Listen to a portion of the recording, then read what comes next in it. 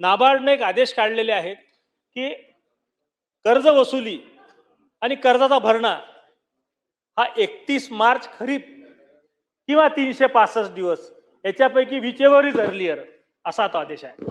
शासनानं तसं पत्रक जिल्हा बँकांना दिलेलं आहे.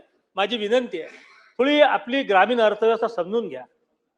जेवढ्या बँका आहेत महाराष्ट्रात त्या सर्व बँका आपल्या कॅश क्रेडिट लिमिट लेवलमध्ये आणण्यासाठी 31 मार्चला व्यापाऱ्यांना पैसे भरायला लावतात आणि म्हणून मार्च महिन्यात व्यापारी लोक शेतीमालाच्या खरेदी करण्यात हात आखडता घेतात आणि घेतल्या माल खरेदी तर कमी भावात घेतात. आणि दुसरीकडे आपण शेतकऱ्यांना तकादा लावतो की 31 मार्चच्यात खातं तुझं थकीत नको ठेवू. याच्यामुळे खूप मोठं नुकसान शेतकरी वर्गात होऊन राहिलं. याच्यात जिल्हा बँकेची चूक नाही आहे, शेतकऱ्यांची चूक नाही, व्यापाऱ्यांची चूक नाही. माझी इथं अनेक सचिव आहेत जे याच्यातले तज्ज्ञ आहेत.